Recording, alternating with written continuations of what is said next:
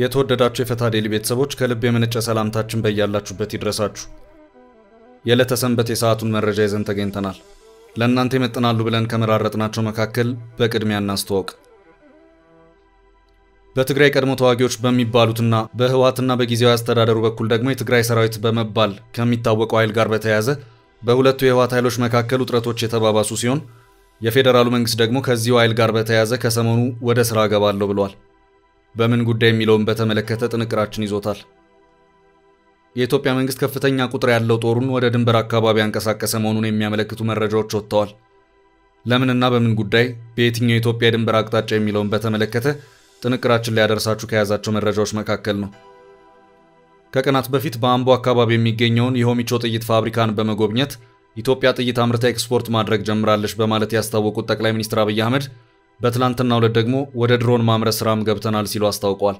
ከዚሁ ጋር በተያያዘም በሀገር ውስጥ እየተመረቱ ናቸው የተባሉት ድሮኖች ምን አይነት ቴክኖሎጂዎችን እንዳካተቱና ለምን አይነት አገልግሎቶችም እንደሚውሉ ማብራሪያ ተሰጥቶባቸዋል። ከጥንቅራችን መረጃዎች መካከል ነው። የኢትዮጵያ ገቢና ወጪ ንግድ የሚተላለፍበት ከጅቡቲ እስከ አዲስ አበባ የተዘረጋው መንገድ በመሬት መንቀጥቀጥ ሳቢያ መተሃራ አካባቢ ጉዳት ሊደርስበት እንደሚችልና አደጋ መደቀኑ ተነገረ። እሳተ ገሞራው ከፈነዳ የኢትዮጵያ ወጪ ገቢ መስመር ይዘጋል ነው የተባለው። 3 አማራጭ መንገዶች እንዲገነቡም ሐሳብ መቅረቡን እንነግራቸዋለን።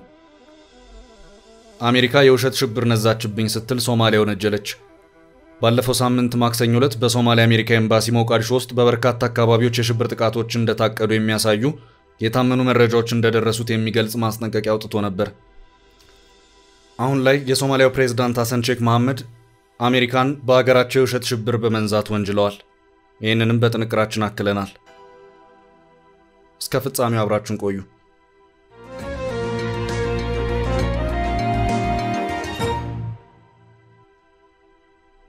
የፌደራሉ መንግስት በትግራይ ሰራዊት ጉዳይ በትግራይ ትጥቅ ካልፈታው የቀድሞ ተዋጊዎች ወይም በህወሓትና ጊዜያዊ መንግስቱ አጠራር የትግራይ ሰራዊት ተብሎ ከሚጠራው ጋር በተያያዘ ሁለቱ ኃይሎች ውዝግብ ውስጥ ናቸው። የፌደራሉ መንግስት ደግሞ የቀሩትን ትጥቅ ያልፈቱ የቀድሞ ተዋጊዎች ትጥቅ በማስፈታት ስልጠና ወስደው ወደ ህብረተሰቡ የሚቀላቀልበት ሁኔታ እንዲኖር ቀጣይ ስራዬን በዚህ ሳምንት ጀምራለሁ ሲል አስታውቋል። ትጥቅ መፍታት የሚለውን በተመለከተ የነ ዶክተር ደብረጽዮን ቡድን ቀደም ብሎም ተቃውሞውን ሲገልጽ ቆይቷል። የሰራዊቱ አዛዦች ከተባሉት አመራሮች ጋርም ያለውን ግንኙነት እያጠናከረ መሆኑ እየተነገረ ነው። ታጣቂዎቹን ትጥቅ አስፈትቶ ስልጠና በመስጠት ወደ ህብረተሰቡ እንዲቀላቀሉ የማድረጉ ስራ ከዚህ ቀደም ተጀምሮ የነበረ መሆኑ የሚታወስ ሲሆን ይሁንና በተለያዩ ምክንያቶች መሃል ላይ ተቋርጦም ነበር። አሁን ደግሞ በዚህ ሳምንት መልሶ ይጀምራል ተብሏል። በሌላ አቅጣጫ ደግሞ የክልሉ ጊዜያዊ አስተዳደር ፕሬዝዳንት አቶ ጌታቸው ረዳ ደግሞ የነ ዶክተር ደብረጽዮን ገብረ ሚካኤል ቡድን የተወሰኑ የሰራዊት ክፍሎችን በመያዝ የመዋቅር ወረራዎችን እያካሄደ ነው በሚል ለሰራዊቱ አዛዥ ሌተናል ጄኔራል ታደሰ ወረደ እርምጃ ወሰዱልኝ ደብዳቤ ጻፉ መሆኑ የሚታወስ ነው። በእንደዚህ አይነት ወታደራዊ ውጥረት ውስጥ ብሔራዊ ተሃድሶ ኮሚሽኑ ታጣቂዎቹን ትጥቅ አስፈትቶ ወደ ህብረተሰቡ የመቀላቀልን ስራ በምን መልኩ ሊሰራ እንደሚችል ግልጽ አይደለም። በክልሉ በአሁኑ ሰዓት በርካታ የታጠቁ ኃይሎች በየካምፑ ያሉ ሲሆን የህወሓትን ለሁለት መከፈል ተከትሎ ሁለቱም ቡድኖች የሰራዊቱን የበላይነት ለመያዝ ከፍተኛ ጥረቶችን በማድረግ ላይ ናቸው።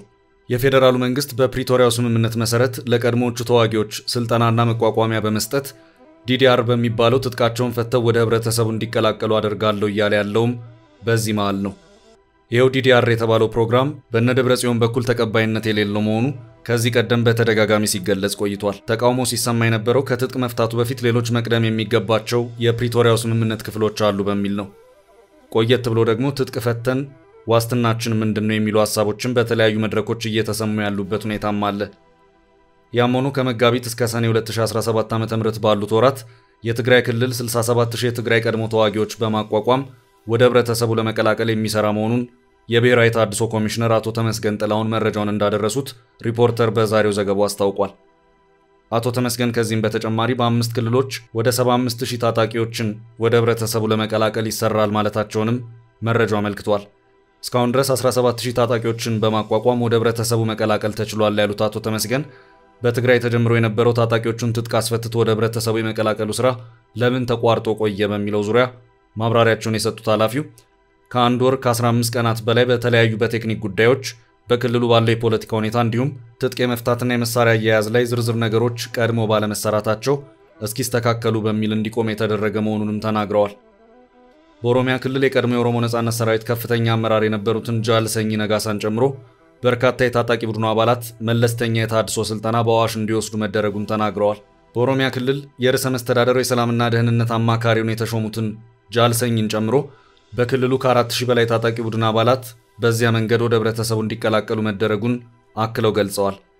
የትግራይ ክልል የመልሶ ማቋቋም ስራ ቆሞ በነበረበት ወቅት በአፋር በአማራና በኦሮሚያ ክልሎች ተመሳሳይ ስራ ሲከናወን መቆየቱን የገለጹት ኮሚሽነር ተመስገን በአማራ ክልል የመንግስትን ጥሪ ለተቀበሉ የፋኖ የአገውና የቅማንት ታጣቂዎችን መልሶ የማቋቋምና የመቀላቀል ስራ ይቀጥላል ብለዋል። በአማራ ክልል ካለው የጸጥታ ችግር አንጻር አስቻይ ሁኔታ አለ ብሎ ደፍሮ መናገር አይቻልም ያሉ ኮሚሽነሩ በዚሁ ክልል በርካታ ታጣቂዎች ለመንግስት ምላሽ እየሰጡ መሆኑን መናገራቸውንም ይኸው ዘገባ አክሎ አመልክቷል። በ8 ክልሎች ይካሄዳል ተብሎ በሚጠበቀው የመልሶ ማቋቋምና የታድሶ ስራ መንግስትን የተዋጉ ከ371971 የቀድሞ ተዋጊዎችና ከውጊያ ጋር ቀጥታ ግንኙነት የነበራቸው ግለሰቦች ብቻ እንደሚያካትት የገለጸው ዘገባው ለዚህም ከ760 ሚሊዮን በላይ ዶላር እንደሚያስፈልግ የኮሚሽኑ መረጃ ያመለከተ መሆኑን አክሏል።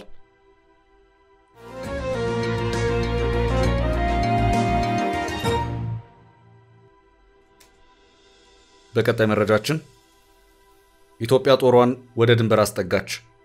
ከፍተኛ ዘመቻ ሊጀመር ነው።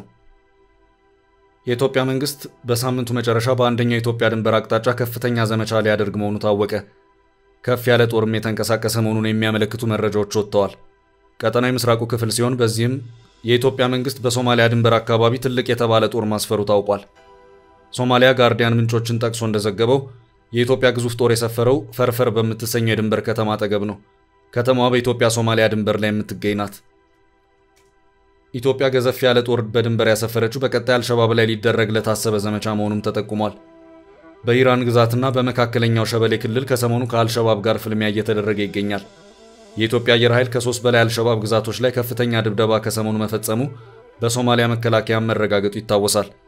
ኢትዮጵያ አልሸባብን ለመዋጋት በቀጥታ የጦር ጀቶቿን ስታሰማራ ይሄ ከዓመታት ወዲህ ለመጀመሪያ ጊዜ ሆኗል። ባለፈው ወር ኢትዮጵያና ሶማሊያ ግንኙነታቸውን ወደ መደበኛ መስመር ለመመለስ ከተስማሙ ወዲህ በሶማሊያ ኢትዮጵያ ጦር ሚናው ጨምሯል። በአዲሱ ሰላም አስከባሪ ውስጥ 2500 ወታደሮችን በመላክ እንዲካተት መደረጉ ይታወሳል። በሳምንቱ ወደ ድንበር የተጠጋው ግዙፍ ጦር ዓላማ በሶማሊያ መካከለኛው ሻቤል ክልል ላይ አልሸባብ ላይ ዘመቻ ለመክፈት መሆኑ ተገምቷል። ወደ ድንበር የተጠጋው ጦር የአዲሱ ሰላም አስከባሪ አካል አለመሆኑን ሶማሊያ ጋርዲያን ግምት አስቀምጧል። ኢትዮጵያ በበጀትና ተያያዥ የጸጥታ ችግሮች የተነሳ ቀድሞ ከነበረው የሰላም ተልዕኮ አሚሶም ውጪ እስከ 400 ሺህ የሚገመት ወታደር በሶማሊያ በራሷ በጀት ታንቀሳቀስ እንደነበር ይታወሳል። እንደ ዜና ምንጩ ግምት አሁን ተጨማሪ ጦር አስፈልጓል። የሶማሊያ መንግስት ግን ከሰላም ተልዕኮ ውጪ የኢትዮጵያ ጦር አልሸባብን ለመዋጋት ጦር እንደሚያሰልፍ የገለጸው ነገር የለም። አልሸባብ በሳምንቱ መጨረሻ በመካከለኛው ሻቤል 2 ከተሞችን መቆጣጠር ችሏል። አልሸባብ ከሞቃዲሾ ጋር ድንበር በምትጋራው ግዛት እያደረገ ያለው ዘመቻ ለሞቃዲሾ ስጋት የፈጠረ ሆኗል። የሽብር ቡድኑ ቡዝ ሐሬሪና አልከውሰር የተሰኙ ከተሞችን የተቆጣጠረው። ከተሞቹን ለመያዝ አልሸባብ ከፍተኛ ተጋድሎ ያደረገ ሲሆን በሶማሊያ ጦር በኩል በርካታ ወታደሮችና ኮማንደሮች መሞታቸው ተነግሯል። አልሸባብ በማህበራዊ ሚዲያ ባሰራጫቸው ምስሎች በርካታ ወታደራዊ መኪኖችን ከሶማሊያ ጦር መማረኩን አሳይቷል። እንዲሁም ዙ-23 የሚሰኘው አየር መቃወሚያንም እንደማረከ አሳይቷል። ለሞቃዲሾ የቀረቡት 2 ከተሞች መያዝ ስጋቱ ከፍ ያለ ሲሆን አልሸባብ በአንድ ወር ውስጥ ብቻ በግዛቱ የተቆጣጠራቸው ከተሞች ብዛት ወደ ደርዘን እንዲጠጋ አድርጎታል። የሄርሸቤል ግዛት ዋና ከተማን ጨምሮ ቁልፍ ከተሞችን መያዝ ችሏል። አልሸባብ በሰሜን ምስራቅ ሶማሊያ ያለውን ሰፊ ይዞታ በፑንትላንድ ኃይሎች የተነጠቀ ሲሆን አሜሪካ፣ ኢምሬትና ቱርክ በግዛቱ ቡድኑ ላይ በድሮን ከፍተኛ ድብደባ አድርገዋል። ከአልሸባብ በተጨማሪ በአሜሪካ የሽብር ቡድን እንደሆነ የተፈረጀው እስላሚክ ስቴት ዋና መቀመጫውን ከሰሞኑ አጥቷል። አልሸባብ በሰሜን ሶማሊያ ያጣውን ድል በማዕከላዊ ሻቤል ለማካካስ እየተዋጋ ይመስላል።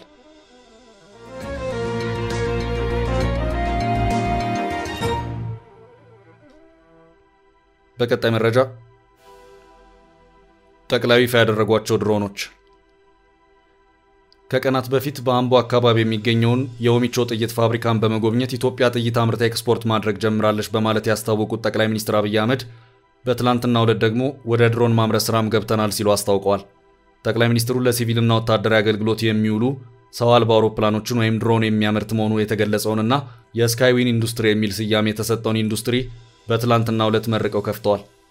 በዚህም ወቅት ጠቅላይ ሚኒስትሩ ኢትዮጵያ ድሮን አምርቶ ከመጠቀም ባሻገር ለውጭ ገበያ ማቅረብ የሚያስችል አቅም ገንብታለች ሲሉም ተናግረዋል።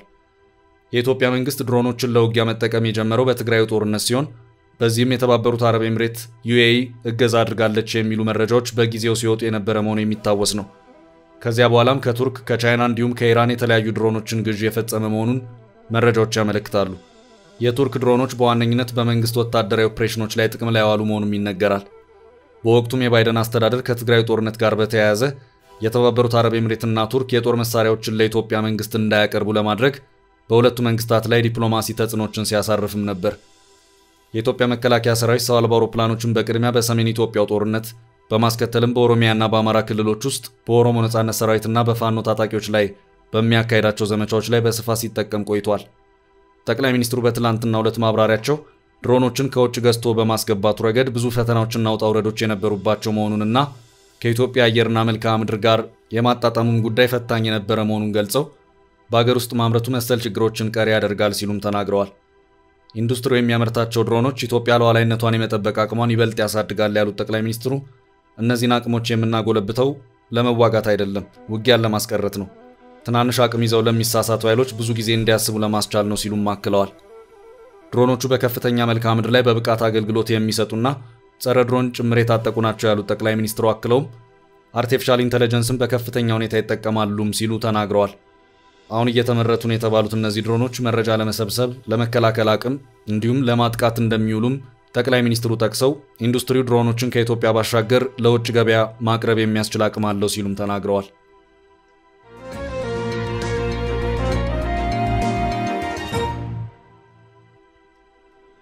በቀጣይ ርዕሳችን የመሬት መንቀጥቀጥ የጅቡቲ አዲስ አበባ መንገድ ላይ ስጋት ጥሏል ተባለ። እሳተ ገሞራው ከፈነዳ የኢትዮጵያ ወጪ ገቢ መስመር ይዘጋል። የኢትዮጵያ ገቢና ወጪ ንግድ የሚተላለፍበት ከጅቡቲ እስከ አዲስ አበባ የተዘረጋው መንገድ በመሬት መንቀጥቀጥ ሳቢያ መተሃራ አካባቢ ጉዳት ሊደርስበት እንደሚችልና አደጋ መደቀኑ ተነገረ። የኢትዮጵያ ስፔስ ሳይንስና ጂኦስፓሻል ኢንስቲትዩት ተመራማሪ አቶ ናትናኤል አገኘው እንደተናገሩት ፈንታሌ ተራራ ላይ በተደጋጋሚ እየተከሰተ በሚገኘው የመሬት መንቀጥቀጥ የማግማ ወይም ቅልጥ አለት ወደ ላይኛው የመሬት ክፍል እየተጠጋ መሆኑን ኢንሳር በተሰኘ ራዳር ቴክኖሎጂ ማረጋገጥ ተችሏል። ይህ በመሆኑም የእሳተ ገሞራ ፍንዳታ ከተከሰተ ከጅቡቲ እስከ አዲስ አበባ የሚወስደው መንገድ መተሃራ አካባቢ ላይ ጉዳት ሊደርስ ይችላል ማለታቸውን የሪፖርተር ዘገባ አመልክቷል። ማግማው ወይም ቅልጥ አለቱ ፈንድቶ በመንገዱ ላይም ሆነ በሌሎች መሰረተ ልማቶች ላይ ከፋ ጉዳት ከማድረሱ በፊት 3 ተለዋጭ መንገዶች እንዲገነቡ ለኢትዮጵያ መንገዶች አስተዳደር ምክረ ሐሳብ መቅረቡን ተመራማሪው ገልጸዋል። እንደ አቶ ናትናኤል በምክትል ጠቅላይ ሚኒስትሩ በሚመራውና የመሬት መንቀጥቀጥ አደጋውን ለመከላከልና አፋጣኝ ምላሽ ለመስጠት በተቋቋመው ኮሚቴ ውስጥ የኢትዮጵያ መንገዶች ባለስልጣን፣ የውሃና ኢነርጂ ሚኒስቴር፣ አዲስ አበባ ጂኦሎጂካል ሰርቬይና የአደጋና ስጋት ሥራ አመራር ኮሚሽን በተገኙበት ምክረ ሐሳብ ከ2 ወራት በፊት ቀርቧል። መተሃራ የመሬት መንቀጥቀጡ እየተከሰተ ለሚገኝበት ስፍራ በጣም የቀረበ በመሆኑ የኢትዮጵያ ገቢና ወጪ ንግድ የሚተላለፍበት የጅቡቲ አዲስ አበባ እንዲሁም ከጅጅጋ ወደ አዲስ አበባ የሚወስደው መንገድ የሚገኝበት አካባቢ በመሆኑ እጅግ ጥንቃቄ ይፈልጋል ብለዋል። ተመራማሪው ተለዋጭ መንገድ እንዲገነባ ከቀረበው ምክረ ሐሳብ በተጨማሪ መንግስት ትልልቅ የሚባሉ ኢንቨስትመንቶችንና መሰረተ ልማቶችን በስፍራው እንዳያካሂድ ግድብና ሌሎች በመከናወን ላይ የሚገኙ ግንባታዎች ለጊዜው እንዲቆሙ ሐሳብ መቅረቡንም አክለዋል። በመሬት መንቀጥቀጡ ምክንያት አዲስ እንዲገነቡ ምክረ ሐሳብ በቀረበባቸው 3 የመንገድ ዲዛይኖች ላይ አስተያየታቸውን የተጠየቁት የኢትዮጵያ መንገዶች አስተዳደር የመንገድ ሲስተም ማኔጅመንት ዳይሬክተር ዮሴፍ ታምሩ በዚህ ጉዳይ ላይ ተቋሙ ምላሽ መስጠት እንደማይችልና መረጃ ማግኘት የሚቻለው ከተዋቀረው ኮሚቴ እንደሆነ ገልጸዋል።